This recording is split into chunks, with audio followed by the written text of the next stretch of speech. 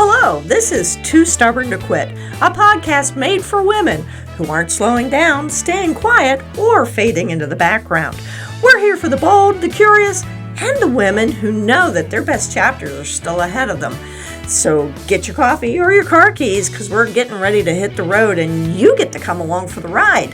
Let's go! Hello and welcome back to Too Stubborn to Quit. Tonight we're taking a step back into time to the kitchens that we grew up in, where our parents and grandparents knew how to feed a family no matter what was in the bank or on the shelves. They canned, they froze, they stretched every bite, and they did it with the kind of confidence that we could all use today.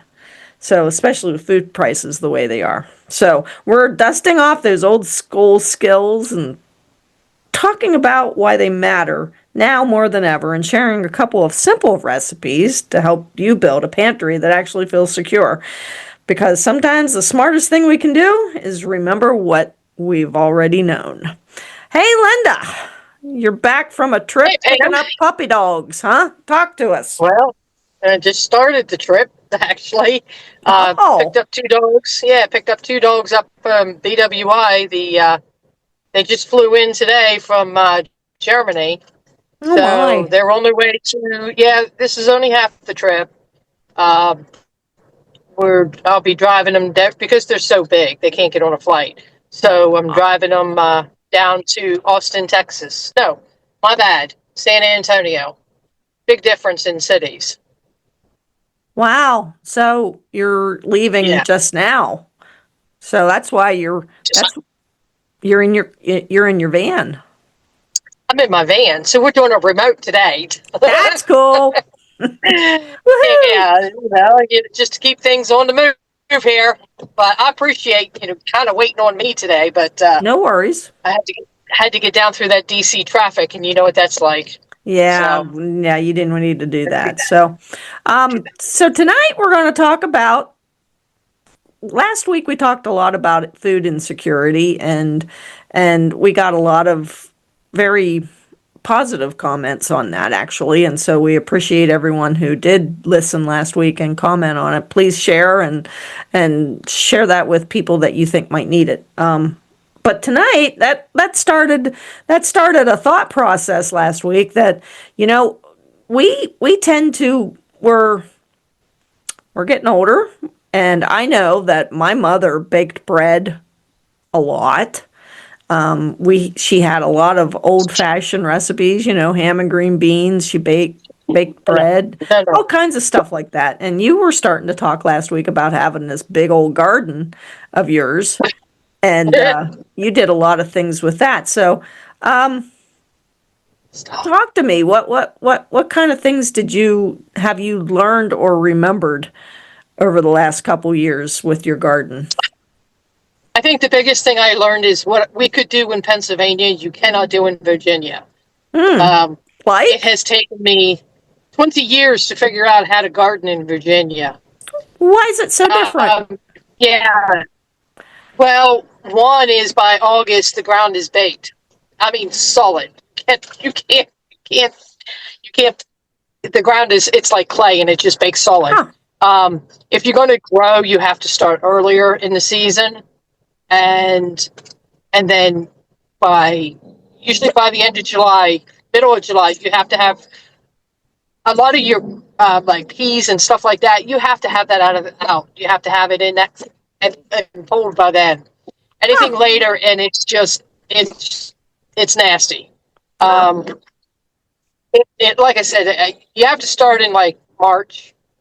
And as soon as the last frost stops, you have to get it in the ground, because if you don't, it's like I said, by July, August, it's like 90, 98 degrees. And so it's just too hot, and you can't keep it watered at those kind of temperatures. You're going to fall. You do that. Leave those dogs alone. Sorry about the extra help here. That's Poppy. Hi, Poppy. That's Poppy. She's guarding the van and taking this job very serious by the looks of it. Well, that's okay. Yeah, she wants to be on the podcast. That's all right.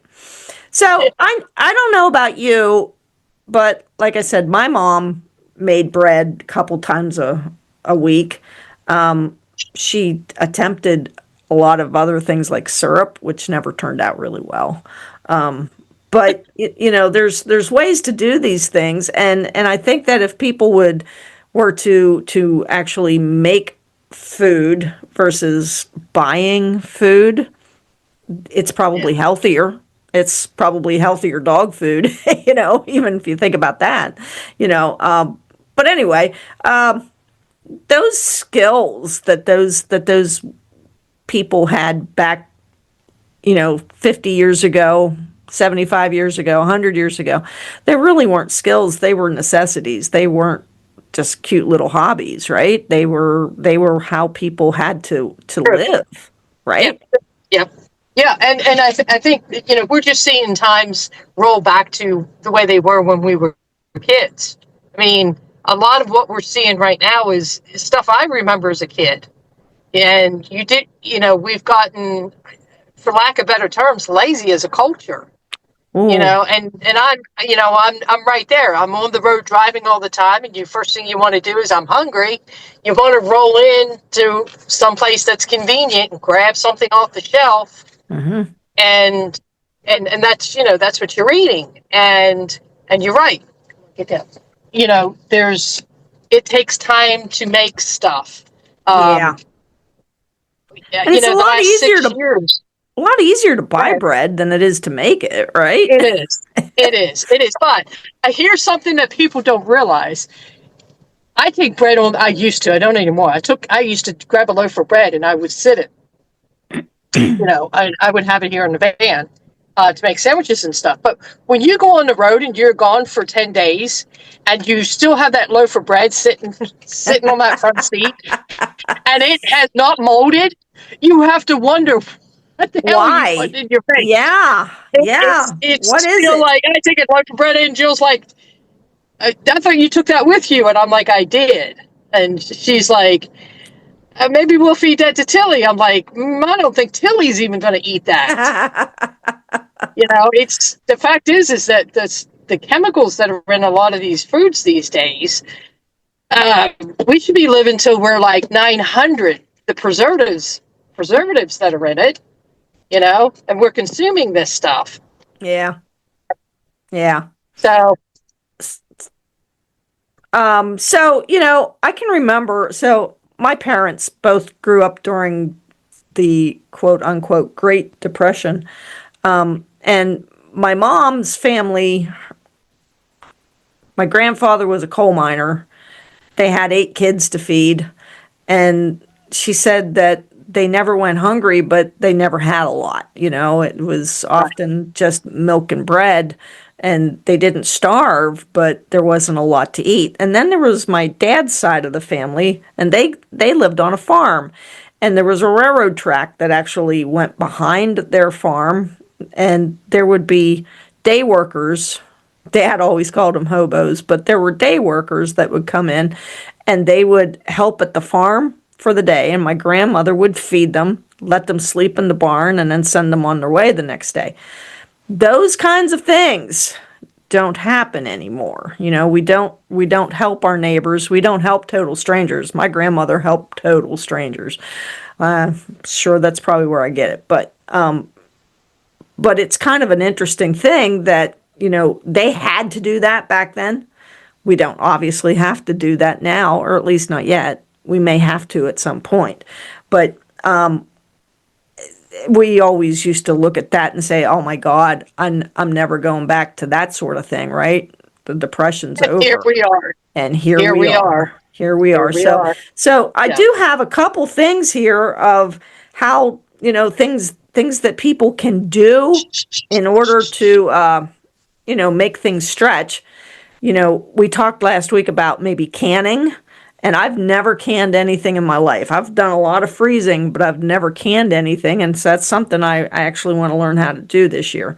So canning, freezing, and you were even talking about freeze drying certain things, right? Well, yeah, there's actually 2 separate things. You have freeze drying and dehydrating. And there is a difference between the two. We got a dehydrator. Mm-hmm. I really want a dehydrators, they're only like about $400. The freeze dryers, on the other hand, are like $3,000. Wow. But yeah, they're expensive. So that's something. If you get one of those, uh, that's something that you have to have kind of like a group of people go in together and get it, and then work together to make that work. And it's a whole different concept than the actual dehydration. Hmm. But the way I understand it is the freeze drying is you can actually take a meal like, let's say, spaghetti and meatballs or something like that, and you can freeze dry that, and it looks like spaghetti and meatballs when it comes back out. Um, the dehydrators, they work a little bit different. Like I said, I've dehydrated eggs. We've done potatoes. Took a 10-pound sack of potatoes, and it dehydrated down to a quart, literally a quart of Wow. dried potatoes. And those you can use in things like soups, and obviously they're still potatoes. They'll reconstitute a little bit different, than what obviously a live potato, fresh Right. potato is. Not live, it's fresh. Um, I get it. yeah, yeah. It's the same way with eggs. You can dehydrate eggs. It's pretty awesome, the fact that you can do that. Yeah. Um, and then I guess people also can take, they're called lime jars, um, where you can take a big jar, the big ones, Yeah. and some type of lime water solution. You take a whole egg still in its shell, and you put them in the jars. And there's stuff all over the web about this. You just have to Google it, or chat GPT it, or whatever you're going to do. And it shows you how to do it. I know our one friend, Dave Jackson, Hmm. he hit me up one day when I showed the dehydrated eggs, and he said about the lime jar eggs, and I had forgotten about that. I think he was the one. Maybe it was my neighbor that. Anyhow, they the only issue with those that I have an issue with is space, because they're big jars and they take up a lot Yeah. of room. Yeah. If you have to, people say about putting kit bags together, go bags. Oh, yeah. And the go bags, you can grab dehydrated food and throw it in your bags, and be good to run if you got to go, for whatever reason. Um, I think some of your freeze dried foods, I think that along those lines, that's a lot of what the military eats. Those MREs, MREs. Yeah. I think those are actually freeze dried foods. They're just real food that you add water and stuff to, and Right. reheat it, and it's food. Um, it's just how much money can you invest to get started with it. And I'm going to tell you honestly, Pam, it has taken us 6 years to get to do what we're doing right now. I've listened to people. Oh, I want a homestead, and that's great and everything, but it's not an overnight solution.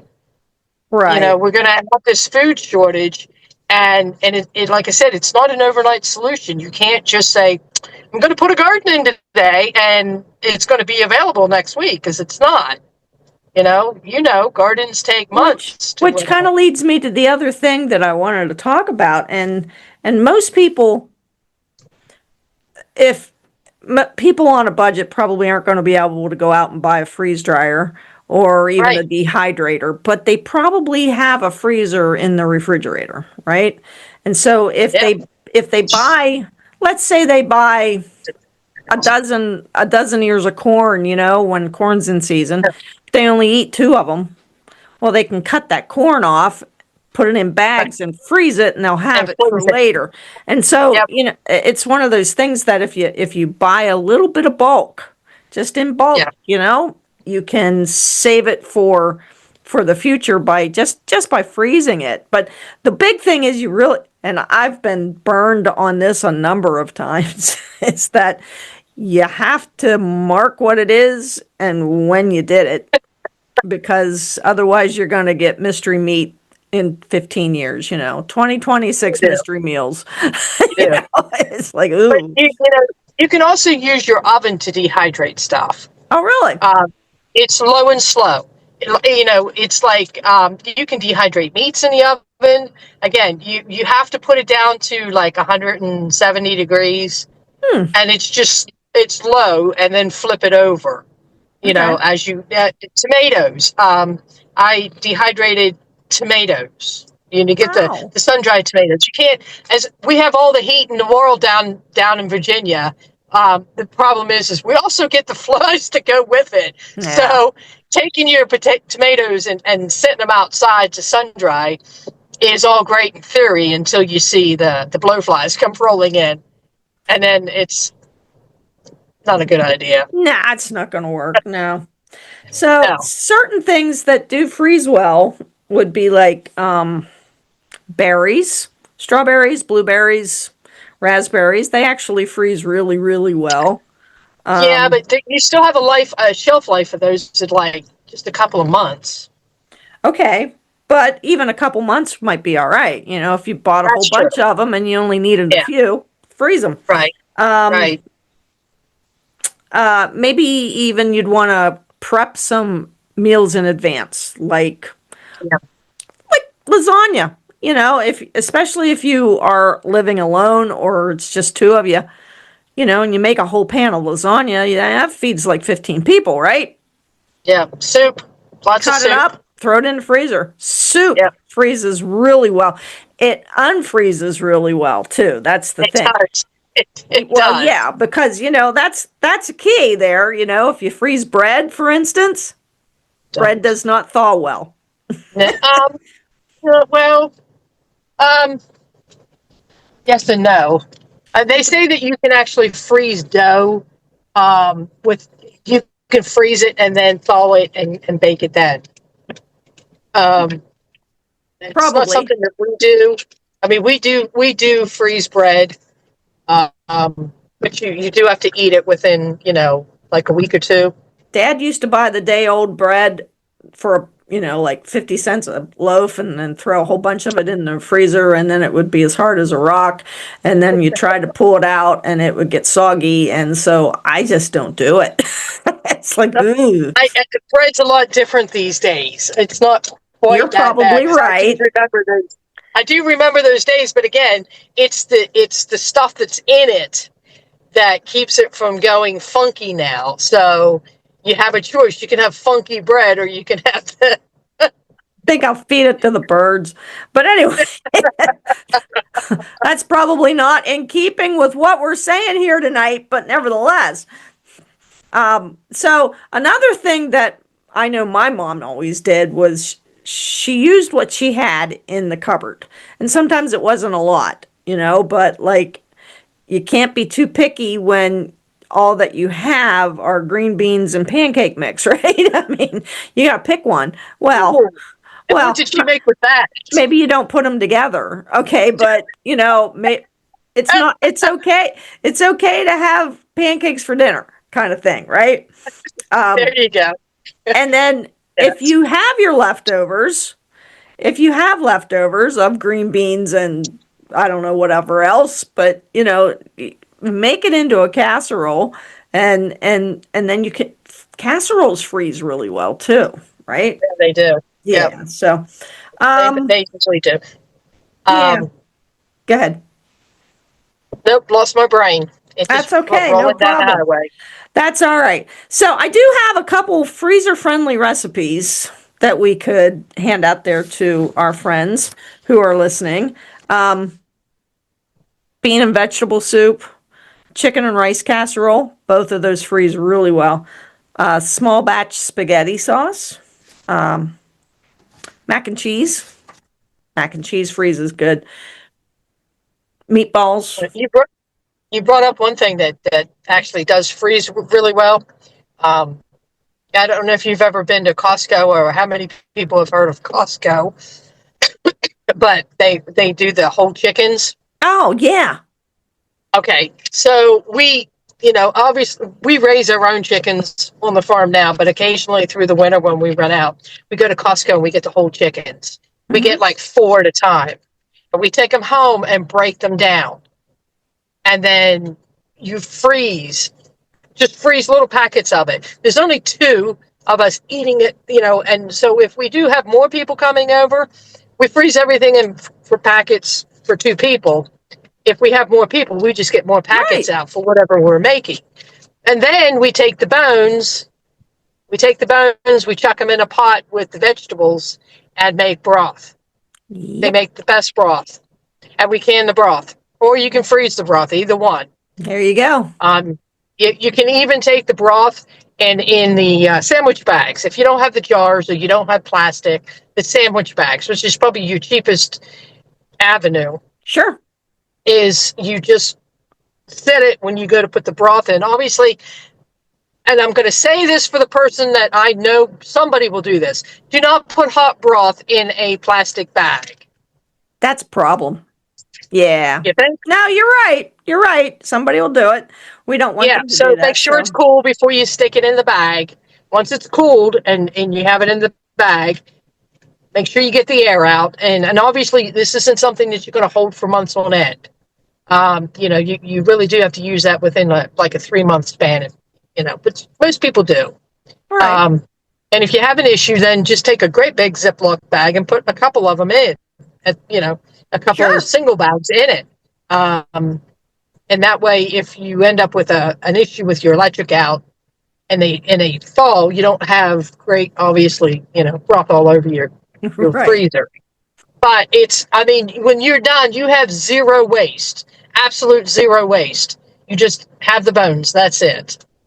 So I make a lot of chicken soup just because, and I will boil the living daylights out of that chicken, which includes, obviously the bones.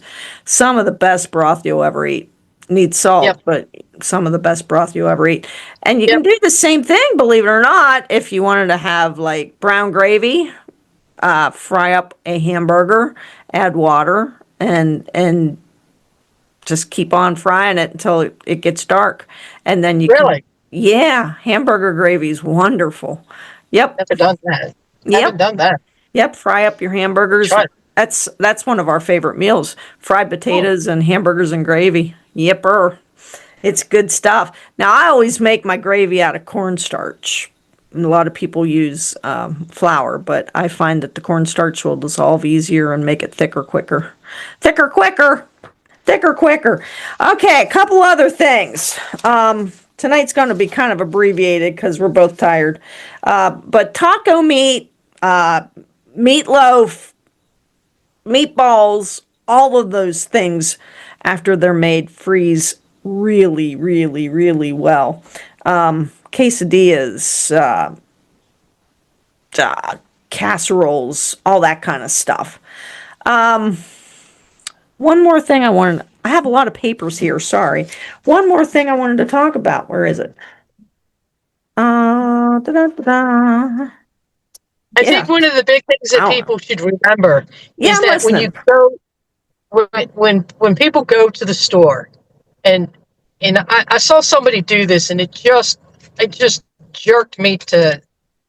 I got really upset about it. When you give in big bulk stuff, take the time and break it down.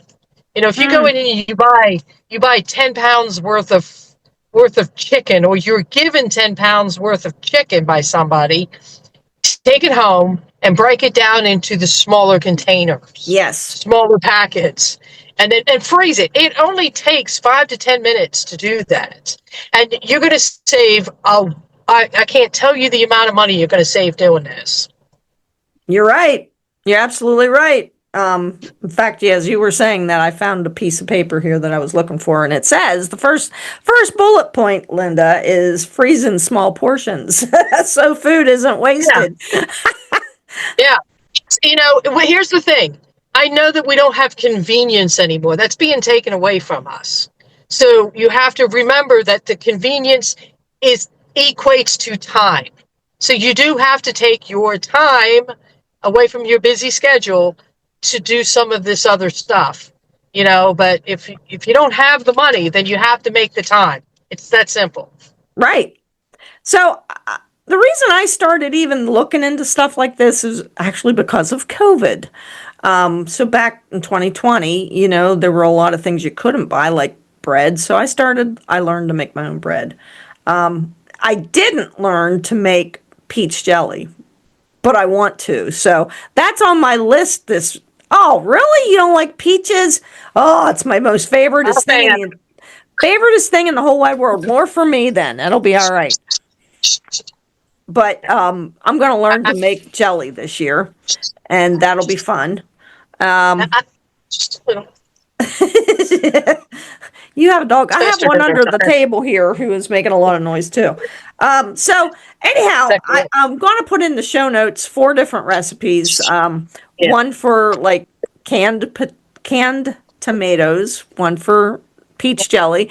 You can make it strawberry jelly if you were really excited. If make it any kind of Uh-huh. jelly that you want. It's all pretty much the same process. I'm going to put in there how to bake bread, small batch, and how to make dinner rolls, Yeah. which I've also never made. I'm going to give that a shot too. So that'll all be in the show notes. That's it. And is there anything else you wanted to address with this, Linda? I can't really think of any right now. It's you know it is if you want to start, you have to remember one, start small. Don't come up with this big grandiose idea that I'm gonna do a 2 acre garden. Um, it takes time to build to that, you know, and if the same way with being able to do food, um, you just start small. Start by buying stuff in bulk, and this is just an idea. Buy stuff in bulk, break it down. Once you have that, um, grasp on that, and there are things that you can invest in that will help with that. We have a shrink sealer that pulls the air out of the bags. You buy the Yes. bags; Yep. they're I have pretty one of them too. inexpensive. They come in a roll. Yeah, Hmm. and then in that will extend the life of meat, vegetables for close to a year. To be honest, they're like $100. They're a little salty up front, but again, if you have that extra little bit of money laying around, you're going, oh my god, what can I buy? That's probably the first thing that I think that we invested in when we started the homestead thing. Okay. And then that's where we started was we went and bought bulk meat, cut it ourselves because they charge to cut this stuff at the store and they charge to package it. So if you buy a big chunk of meat, take it home and cut it to the size that you want, and then shrink wrap it, and Yeah. you have meat for however long. If you're going to Sure. go through it in like a 2 weeks, then it's not worth sealing. Um, you just cut it down and put it into Ziploc bags. But if you're like our place, there's only two of us, then you could it could be sitting in there for 6 months, Sure. and we don't want freezer burn. So start there first. Do the easy stuff first, and once you conquer that, then you can go ahead and move on to some of the little bit harder things, like baking bread. I bake bread all the time, and as soon as I put it in the oven, it goes, and I end up with this loaf of bread about this thick. Bad yeast. So Bad yeast. no, I think it's me. I just let it. I let it sit for too long. I mean, I've even tried sourdough, Ah. and yeah, and I get the sourdough stuff, and I do make like a great piccata, Uh-huh. and I've done pretzels and stuff like that. But my bread sucks, absolutely blows. Hang on, So I gotta unplug something here. It's starting to make noise. There we go. Oh, lost my light. Ruh-roh. that's all right. We can still see you. Okay, well I'm gonna Got plug to it be back better than my in. light. Got to be better than my light. I Is that think. good? Is that good? Yeah. There we go. Okay. You can't have a whole lot of that. That'll Something give was you the buzzing. burns. That didn't sound good. Ooh, and it's hot too. Awesome. Just catch stuff on fire. It's all good. Um, Forgot what I was even gonna say now. But nevertheless, vegetables, that's what it was. Fresh vegetables. If you buy That's it. a lot of fresh, like if you buy fresh corn, if you buy fresh, like green beans, farmers markets have a lot of inexpensive fresh veggies that Mm-hmm. they taste so much better when they're fresh and not canned and not frozen. If you blanch them at home really quickly and then throw them in the freezer, that is going to be an amazing thing around about Thanksgiving. Yep. It's just delicious. So there's a Yep. lot of those kinds of things that are easy to do and fairly, excuse me, inexpensive. Like I say, hit up those farmers markets. Funny thing, I was at a farmers market in Nashville, Tennessee over the weekend, and it was, oh my, 4 buildings full of stuff Wow. on, and Really? they had everything from, pumpkins to oh God, craft stuff, and there was vegetables, chili peppers, the little tiny red and green chilies like the jalapenos. Ooh, Oh my yeah. God, there was bushel baskets full of them. So, I mean, I wasn't in a position to actually buy anything because I was on a bus and I couldn't really carry a bushel of chilies back home with me. But those farmers markets are everywhere, and some are seasonal. Here where I live, it's seasonal, but probably a little farther south, you could probably find them open year round, is my guess. But farmers Yeah, markets have a lot. yeah, down here in Virginia, we still have them for about another month, and That's then good. they'll be done Yeah. for the year. Yeah. So to keep your eye out for that sort of stuff. Make your food in advance. Buy in bulk. Split it down. Put it in the freezer so that you have it for later.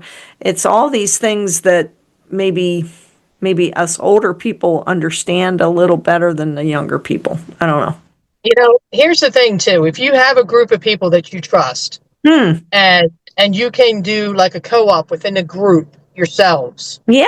uh, and again, pull your monies together and maybe go and buy that bulk stuff at the store and split it up evenly between each other, or take that and invest in that piece of equipment together, Yeah. and everybody come together. It's a great time to get together.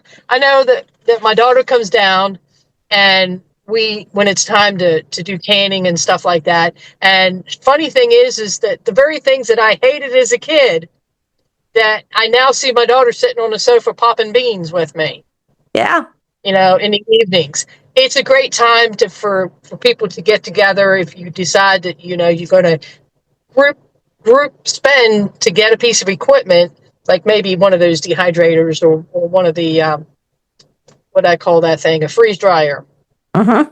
and everybody take their time, come together and do it as a group, and then split up your bounty afterwards. Right. You have great time together, and you're not forking all the cost yourself.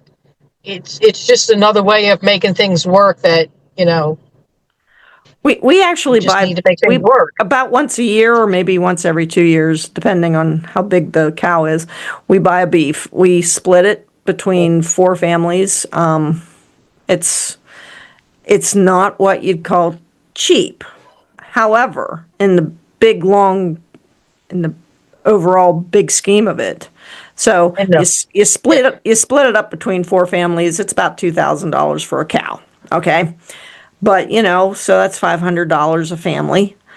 But Yep. you get 50 pounds of hamburger. You get 20 or so steaks. You Do get the all math. these Yeah, you get do all the this math. stuff, Yep, and we can eat for a year on that quarter of a cow. that's right. And And you so, can blow $500 in beef these days. oh, I know down where easily. we live, you can blow that in a month and a half. It's You easy to bet. blow $500. Yeah, so it's really nice to have that, oh, what do you want for supper tonight? Let's have a steak. Okay.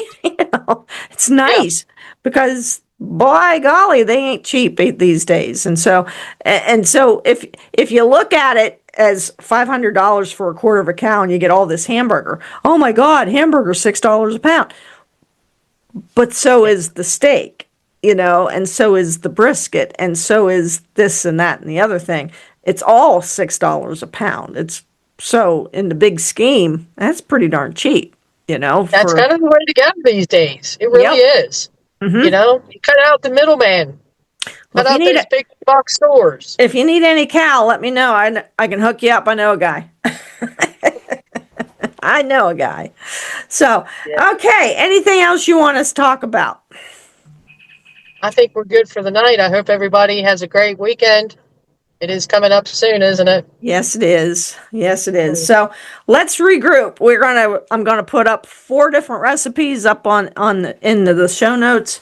If you need any other ideas on what to freeze or what to buy in bulk, let us know, and we can probably get you all the information that you need. And that's about all that I have for this evening. Thanks for listening, and thanks for hanging out with us tonight. I hope the episode, gee whiz, rented lips. Thanks for spending time with us.